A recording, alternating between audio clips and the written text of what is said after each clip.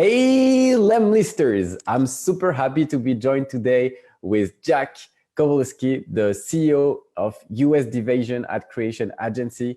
He's working with tons of really cool SaaS companies like LeadIQ, SalesHacker, Chorus, Gong. His main passion, found this sentence on your LinkedIn actually, and I really liked it, turns social conversation into sales conversations. Jack, welcome and thanks for joining us. Yeah, man. Thanks for having me. I'm excited to chat through this. Always love to talk a little social selling. Nice. We're really happy to have you here. And for the audience and for all of you from around the world who are just watching us right now, make sure to ask your question in the comment. Let us know if you can hear us well. And we'll be happy to pop like the best questions. Vuk from my team is handling everything and pass it on to me. So make sure to comment and show some love. So we're going to start with the basics since you're like kind of a pro with demand generation. Can you maybe explain for those of our listener who don't really know what's demand generation? How would you define it in a basic way?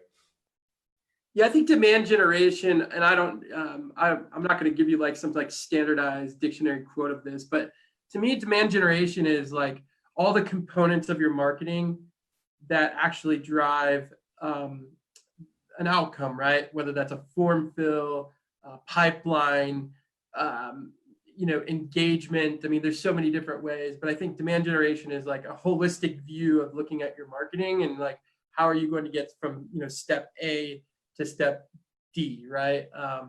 And there's so many ways to do that right now. So I always love the title of head of demand generation is like, so what does that mean? It's like, it's just the new way of saying you're the head of marketing, right? Yeah.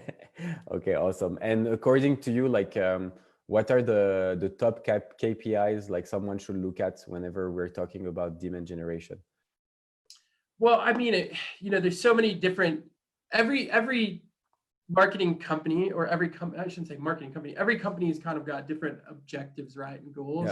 Yeah. If you're like a freemium SaaS model, how much traffic can you drive and what's the conversion rate on your, on your website or conversion pages, right? I don't know what that may be, but there's so many different ways. A lot, most companies are obviously measuring traffic, right? Website traffic.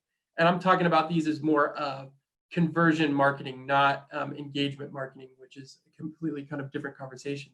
So how many people do you drive from each different channel would be one major thing to track, whether that's organic or paid, right? Earned or paid. Yeah. Has a lot to do with that. What kind of content are those channels are driving that website, and measuring the different pieces of content. And then I think, obviously the biggest one is like how many, MQLs are you bringing into the pipeline from your marketing efforts? How many of those are turning into SQLs? And then how many of those are SALs? And then how many of those are turning into SQLs? And then closed lost revenue. So it's kind of tracking all that through the pipeline. Sorry to interrupt. Do you mind maybe like explaining for our audience what are the difference between MQL, SQLs, and SALs? Yeah, so marketing qualified lead would be somebody that's come and and filled out a form in some sort, or they've downloaded something, they've signed up for something, and they meet all the qualifications of what your target ABM accounts are, right? So that's revenue, the amount of employees, the title in some circumstances, the department. So, if you're a MarTech company and you're looking to go after VPs of marketing, maybe you don't care about anybody that's a marketing manager below, you only care about director above, right? Those are the people that can, make a decision, influence a decision, and help you close the bottom line. On top of that, maybe you're only going after enterprise accounts, right? Maybe you're like, hey, I don't care about SMB, like that doesn't give us enough market share. We need people that are 1,000 plus employees. So there's all this criteria, and your marketing team is really setting all of their targeting towards that criteria. If that is met from an individual contact, that's considered an MQL. Now, if that MQL has done a certain amount of activity, or they filled out a certain form, right? And let me give an example.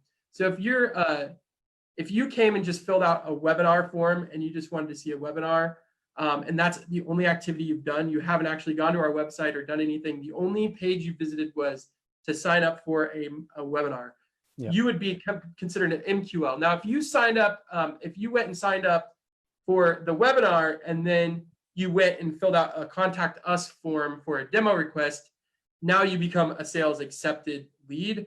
And then a sales qualified lead would be the next step, where, you know, the sales actually says to you, hey, we had a call and you qualified. Yeah, we've had a call. It's now become opportunity and it's created pipeline. And then the next step would be, you know, closed won, right? Which is you won the deal or you lost the deal. Awesome. Okay.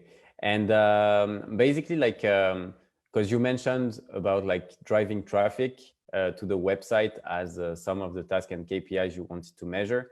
We know that content can definitely be like a strong traffic driver. So according to you, like what a good or serious content strategy look like? Like how would you organize content exactly? And what type of goals would you have for different piece of content?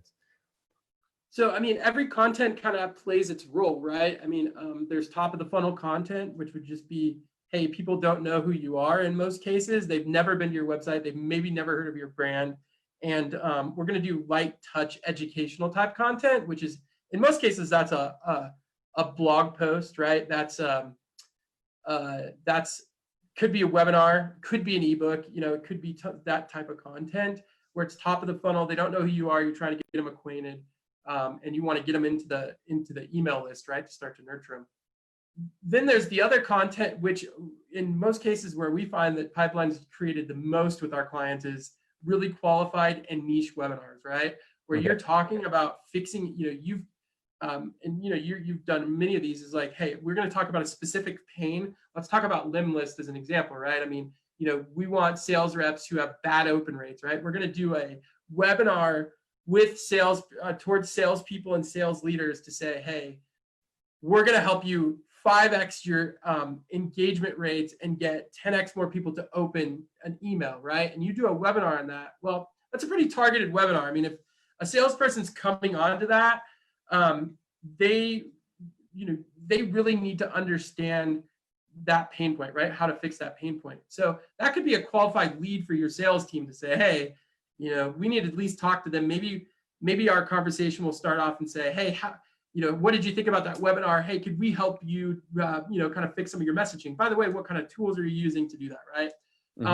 But it could be that webinar is, you do a lemlist webinar and it's like, hey, what we're doing right now, right? What is demand generation? Well, unfortunately, demand generation technically doesn't fit in the realm of what lemlist does, right? Yeah, but it's an overall, this is a very intriguing, thought-provoking influencer kind of conversation. And maybe this is top of the funnel where they just get introduced to you as the CEO, the founder. And then the next step is, hey, let's get them into the email list, which we've done. Now, the next step is let's get them into a webinar that's more targeted towards what we do. So I think, thinking about your content strategy is where does it fit in the funnel? And then bottom of the funnel, more stuff is like, hey, just driving to demo, right? It's like, hey, why don't you see how this happens? Or, now you can do like LinkedIn engagement, kind of like bot messaging through your ad strategy to say, hey, you're qualified, you fit the criteria. Would you like to see what we do for $50, right? I mean, there's people like bribing right now.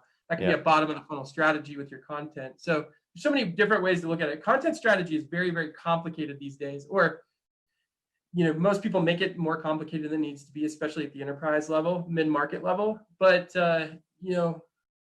it's all pretty simple. I mean, everybody's kind of doing the same thing. They're just doing it a little bit different when it comes to content. Yeah.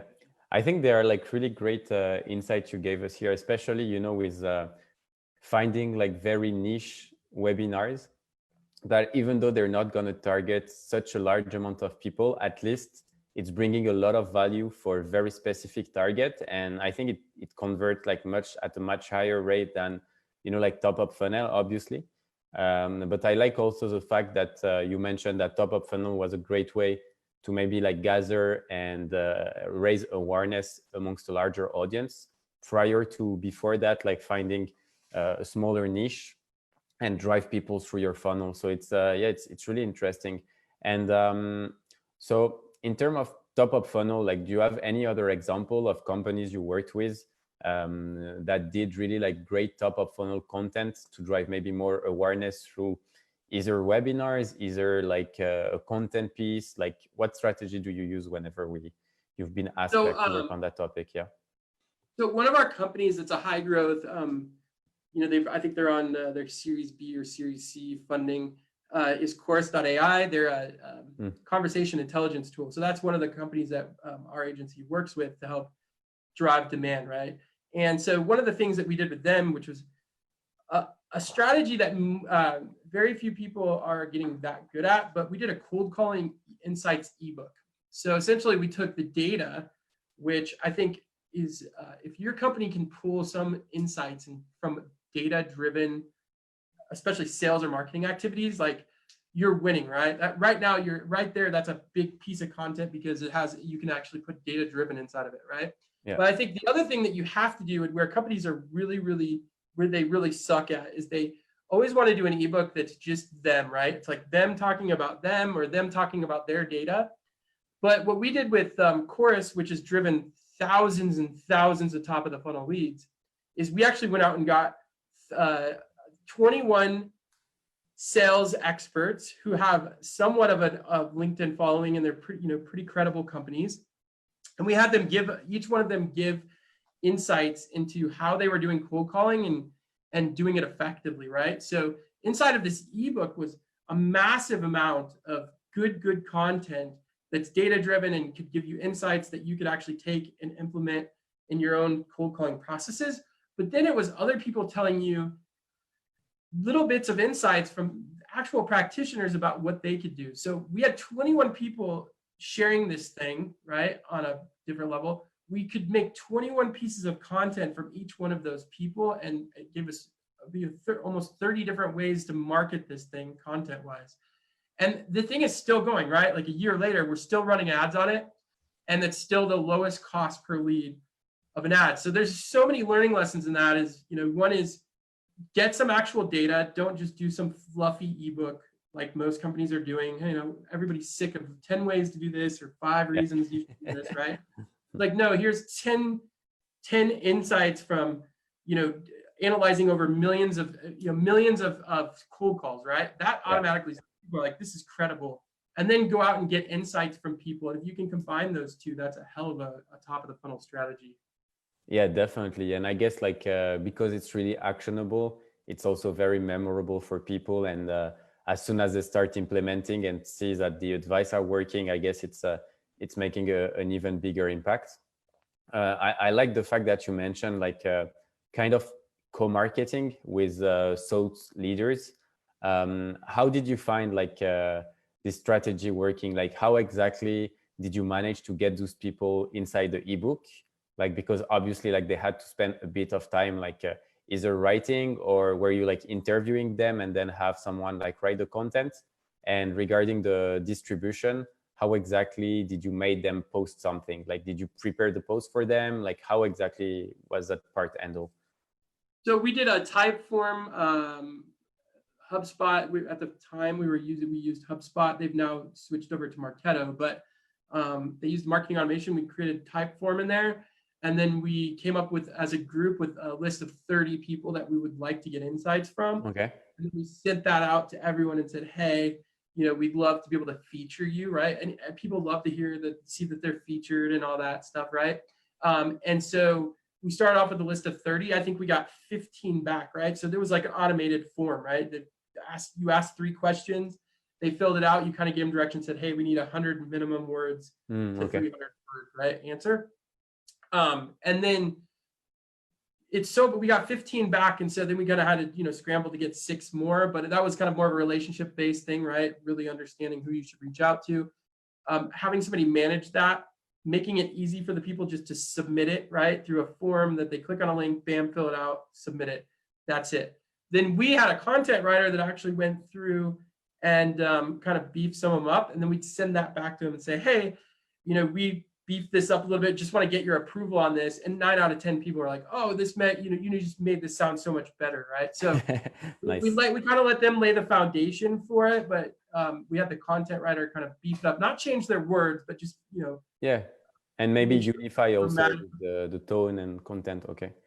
Correct. Yep. And then we made creative. So every person got an animation of something that they said of them with their picture that they could share on social. And then they got a still creative. So, there was a lot of time and effort that was put into the promo, but I think that's where a lot of companies go wrong is like, they spent, $10,000 to create this ebook, and most companies put it on their site and like they get 100 downloads and that's it, right? They don't actually invest the money in getting all the creative around it. And it paid off big. I mean, we had 1,000 people that downloaded the ebook in the first 48 hours. Wow, nice. Yeah, that's impressive. And because you're saying that it's been now a year, then you're still like running ads on it.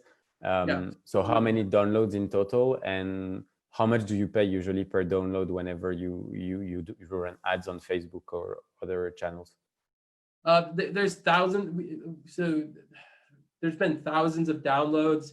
I couldn't tell you exactly how many of them came from Facebook. Okay. I know it's well over 1,000 just from Facebook alone, but we also run the LinkedIn too. We just don't do that. Their team runs LinkedIn. We run the Facebook, Instagram, but I think it's about between $11 and $15 a lead. Okay. Is what we're paying. And the cool thing is that that's a pretty qualified lead just from the topic, right? I mean, yeah, of course. Yeah, it's very specific. Yeah. If you're not a salesperson that could actually use their product, you're most likely not going to download an ebook on cold calling, right? Yeah, makes sense. Now that's interesting. And I was also curious because we've been talking about like a few successes, but I love mistakes because I think you can learn like a lot from them. And since you worked with a lot of SaaS companies and B2B companies, what are the biggest mistakes you see business making whenever they're like trying to build a brand?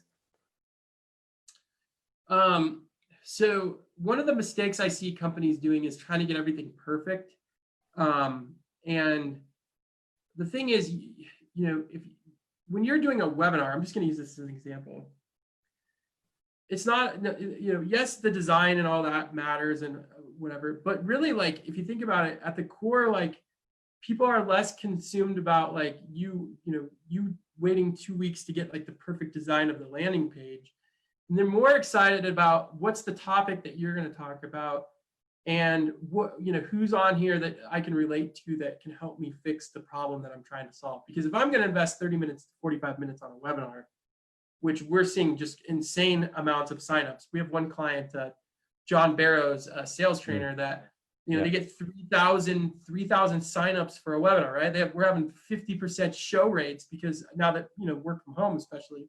So if you think webinars are dead, you're completely wrong. But if you think most people think webinars are dead because they suck at doing webinars. Yeah. And they're so concerned about the design or this or that. But what people don't realize is that if you bring on 2 or 3 good, really smart people to talk about a topic that actually can help people solve a business problem, if you're in B2B, people will come and sign up for it. So be less concerned about all the minor details and more concerned about what guests you bring on and what's the topic you're going to talk about. And don't let all the minor details hold you back from actually getting campaigns created. Yeah, definitely. No, I agree with you. I think like I've seen a lot of people like spending, as you said, like I think the building landing page is like where people spend the most time, have the design team going back and forth when actually they could just launch it on Eventbrite, see if it's working. I mean, we're generating like hundreds of signups every week from webinars that we do. And, it's very simple. It's live on Facebook. We're using Zoom right now. And still, it's I think it's providing a lot of value for our customers, for our users, for the community. And we don't spend huge amount of resource on doing it. So I'm really aligned with you here. There's also like, because you've been like in the business for quite some time and you see usually like the trend evolving in what channels are working or not. So do you think like right now there is like a specific channels that should be prioritized? And if yes, why? Paid media is getting really hard. So like, I mean, it still works, but smaller companies that don't have big budgets are going to have a really tough time if they're not building personal brands right now. So that's from the executive level. Like you should be, your main focus should not be your brand if you're looking at it from a demand generation standpoint. Your main focus should be the people inside of the brand, and leveraging their networks. I mean, LinkedIn right now, and I hate to beat up that dead bush, everybody's talking about it and that's fine, but it's not about LinkedIn ads, to be fair. It's about your LinkedIn presence and your executives, and helping.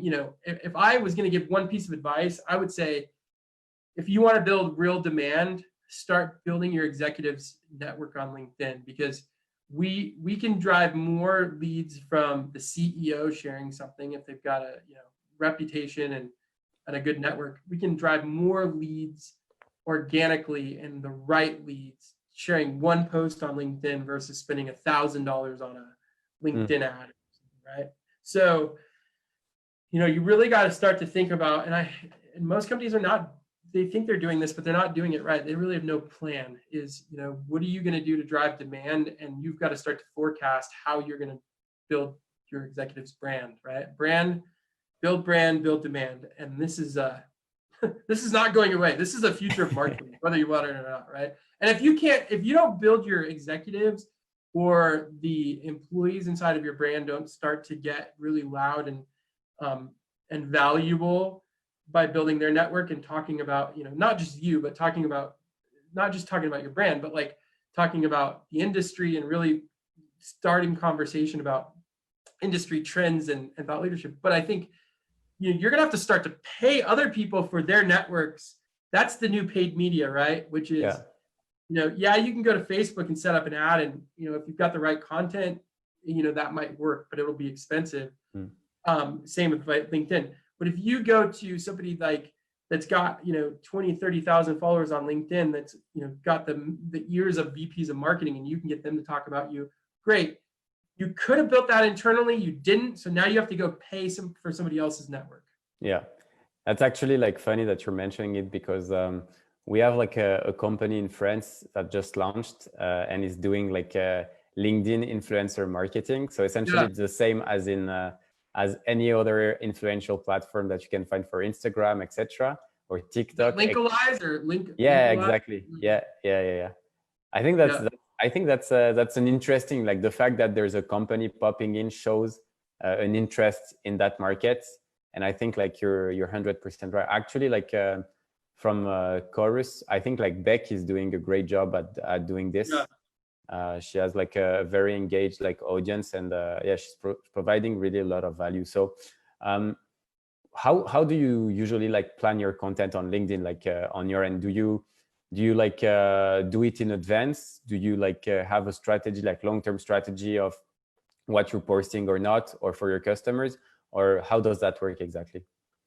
So, the agency, I used to live and breathe my own advice. And now that the agency's grown and we've gotten so big, my time is, I'm using the excuse that I tell my clients they can't use, right? I used to be awesome, right? I used to do 2-3 times a day. And I, truly believe that you should post 1 time per day, right? So with our clients, some of them we're helping with their executives profiles and the content strategy around that. And then, all the rest of them we're running their company pages.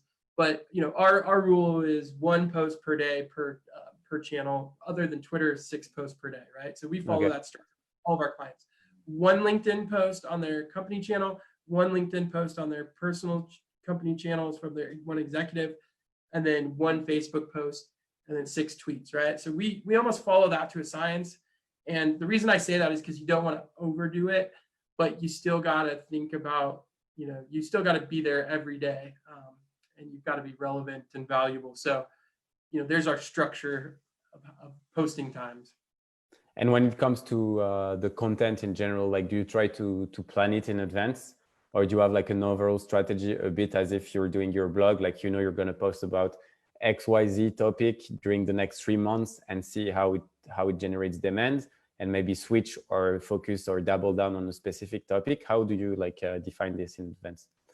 Every client's different based on resources and budget, but I would say that, we try to have a consistency. So it's one blog per client. So let's say it's we're going to post one blog on Tuesdays.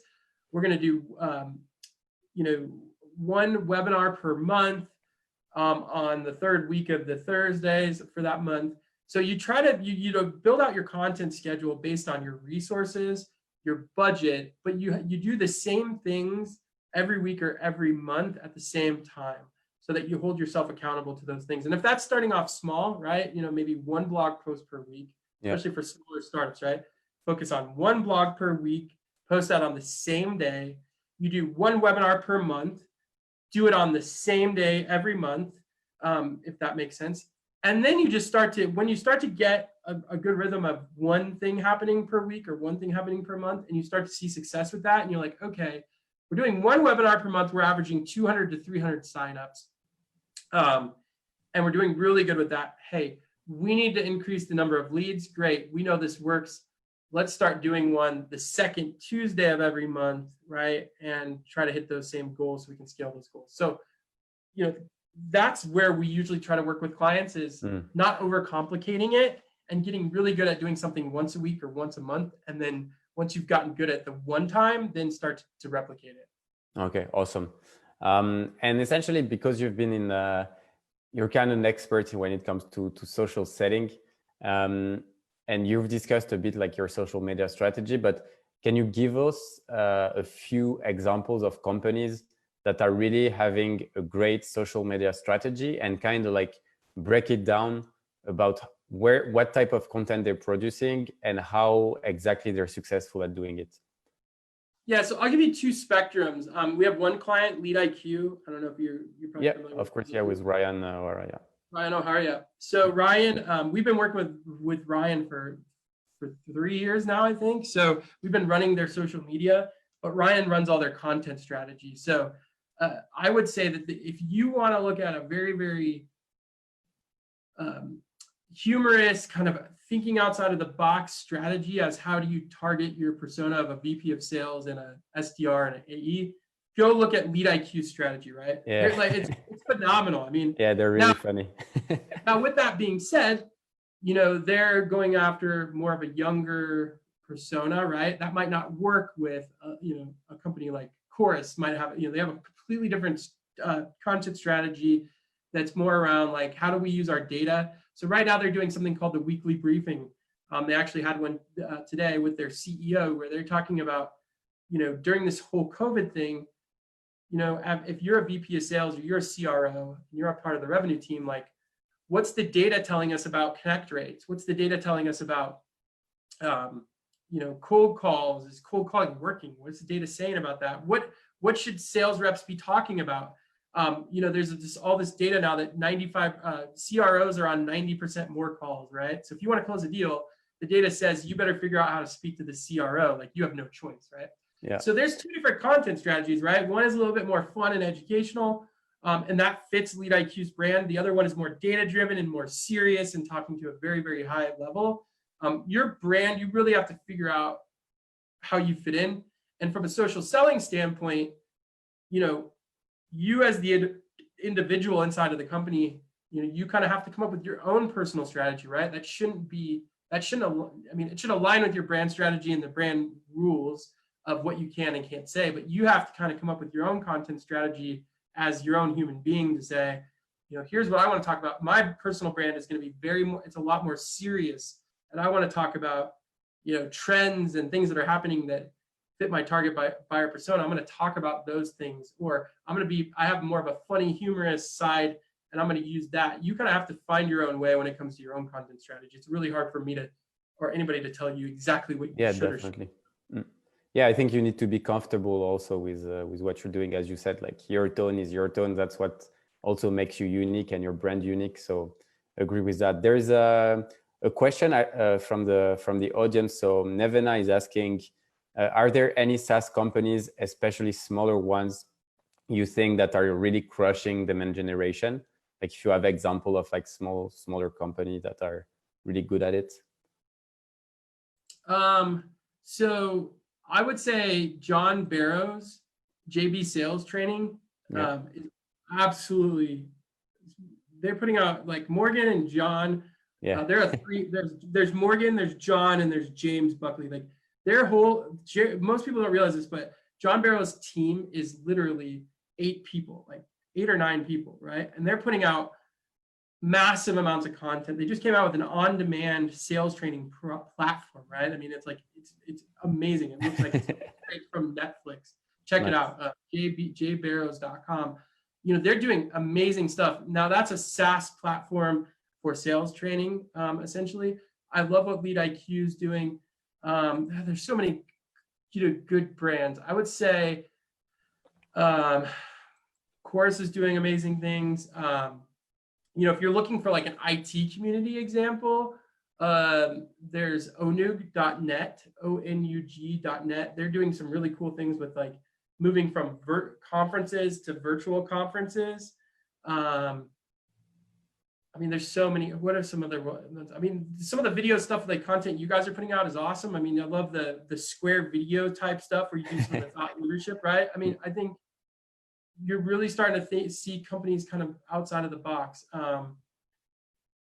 Man, sorry, I'm having a mind blank, but there's no, I mean that's already some good examples. Like I agree. Like yeah, it's I think like what you mentioned with JP Barrows, Morgan Ingram.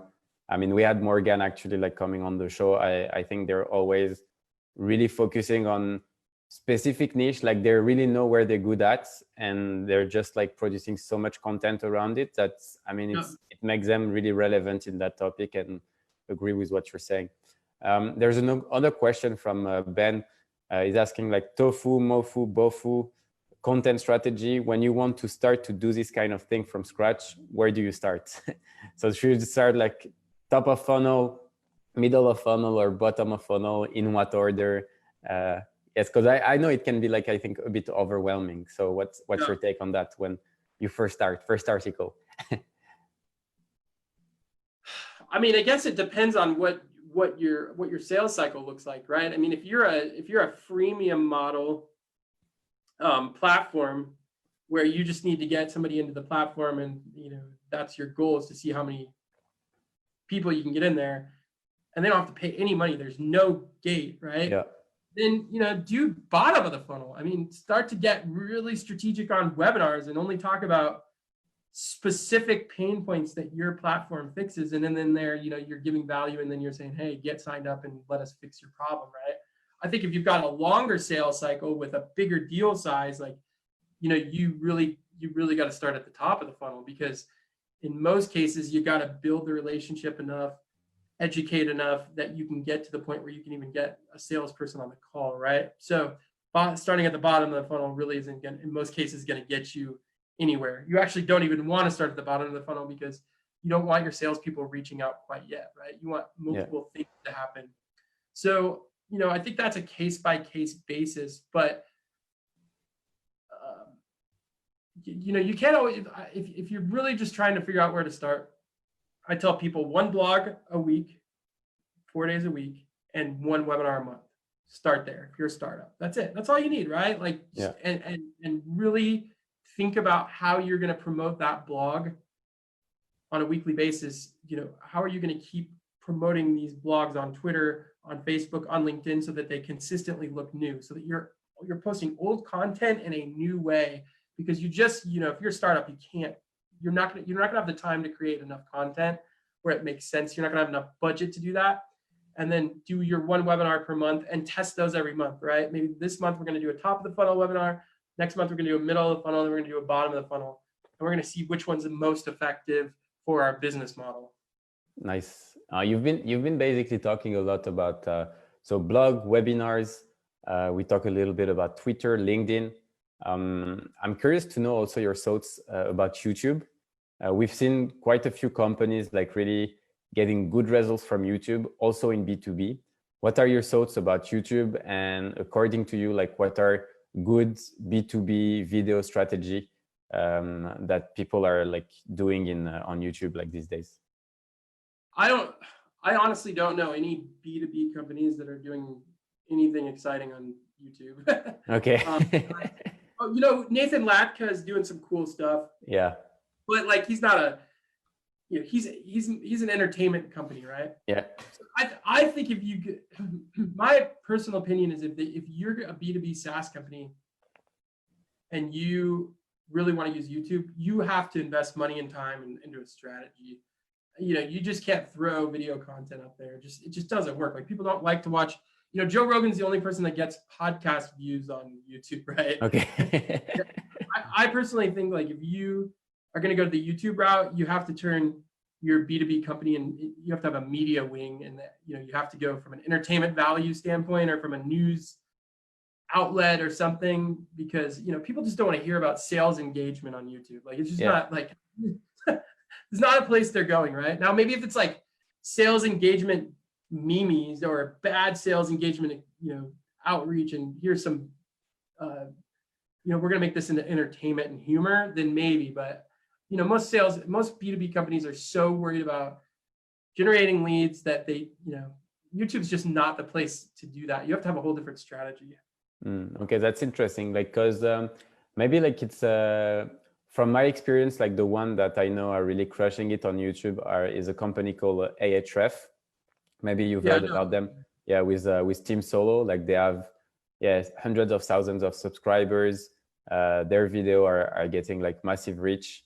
But they're Ahrefs. I mean, they're like the top SEO. I mean, they're like top, and also they've invested money, right? I mean, they've got they have marketers, like some of the best marketers in the world.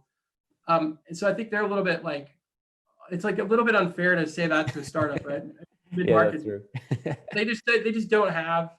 I mean, I think you should have the presence there, and maybe put some of your customer testimonials there, maybe some of your product videos as to like how your product works, just for all the people that are, if I was looking at lemlist and I wanted to know how something worked, I'd probably go to YouTube to say lemlist tutorials, right? Like, how does this work?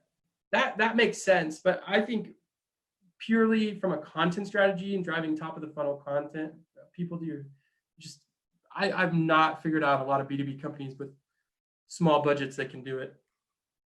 Yeah, I think it's tough. It's tough indeed. I mean, probably like some, I've seen also like a few people really like nailing it whenever they were doing really actionable things, or like screen sharing. As you mentioned, like tutorials are like a good thing, but I think like I've seen a few companies really like spending time giving actionable tips that are really like providing value and getting like a lot of views. Actually, like from our YouTube strategy, I think like the video which got the most views, it's like around like 10,000 views or something, which is like not bad on YouTube. And I think it's a tutorial I made like about a sales automation part, so it's quite fun. Noah Kagan from Sumo Me does it pretty well. He's kind of, but he's also got like big following. Yeah, he has a huge following. Yeah, he's more of like an entrepreneur. He's kind of like a miniature Gary Vee. But I think if you were going to go that direction, I would say build the brand of somebody inside of your company, your founder, doing what you said, educational stuff. Yeah, that's an interesting play. I just don't think most people are able to do it. Yeah, probably. I mean, you said 10,000 views on YouTube. Well, I get 10,000 views on a video on LinkedIn all the time, right? Yeah, that's true. Yeah, and it's like that's where more of my target audience is versus YouTube. So it's like it's kind of playing the balance of like. No, that's for sure. That's for sure. There's a question from Mari which says like, did you see good results using podcast marketing? That's interesting also. So I did a podcast for about 8 episodes, and it was, it was slow. It was a lot slower than I thought. And the thing is, it just took so much of my time. Yeah. That I just like, and I know I'm using an excuse of time right now, but you like that one, Jack. Yeah, it's like we're growing so fast that like I'm just at a point where I have to be really smart with my time. Yeah. And so at the rate now, I have clients that crush it with podcasts. They get hundreds of thousands of downloads a month. Wow, nice. And a big piece of that is they get a lot of ad revenue and partners.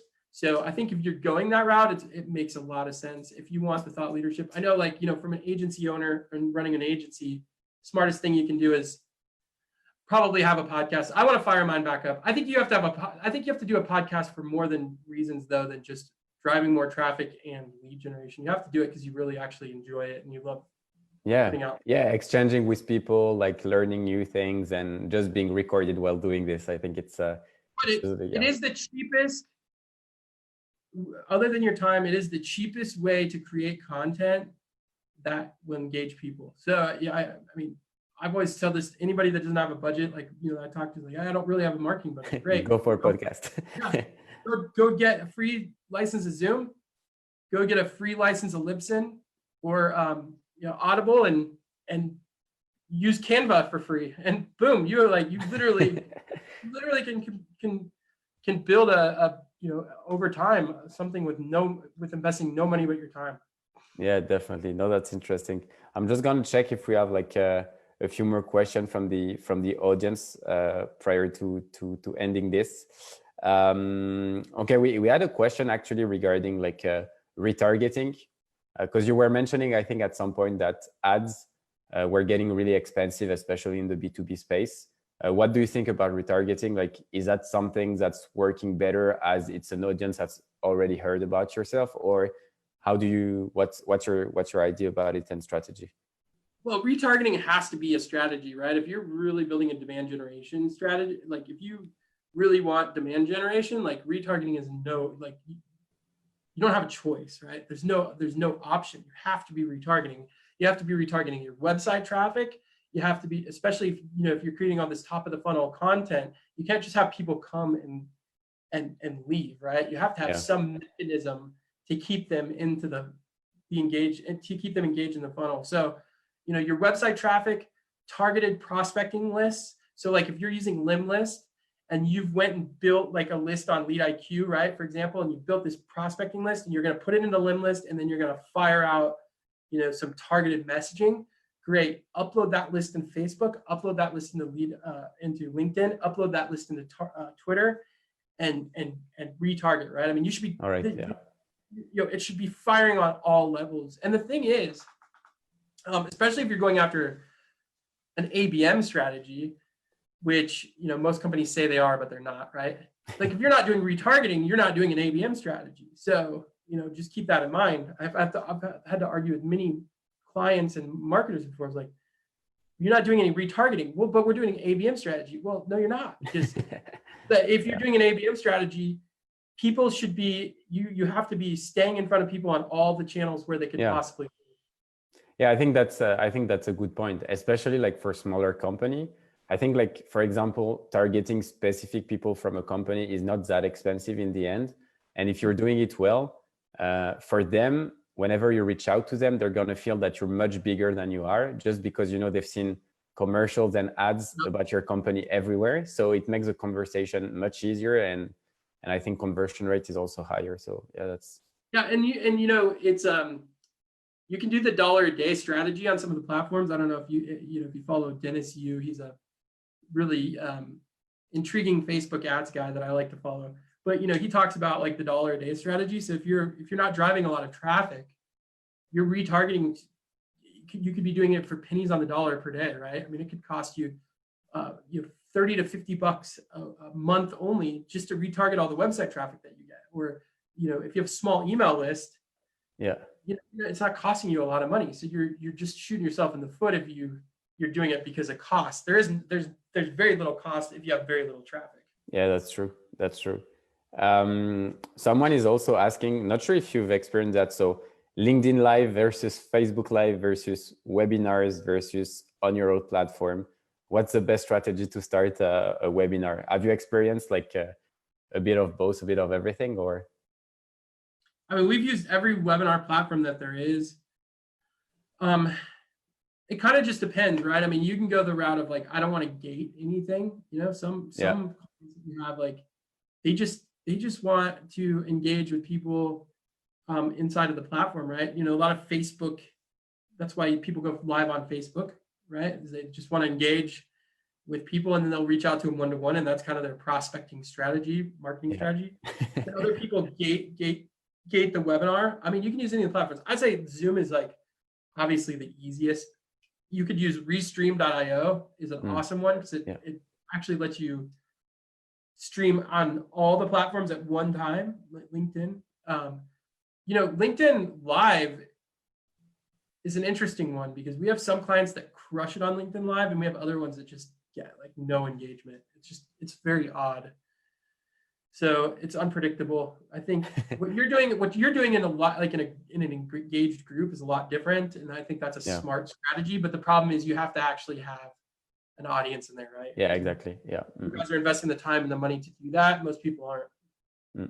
No, that's true. Yeah, I was curious. Like I've seen, as you said, like for LinkedIn Live, it's pretty funny. I've been on a few live.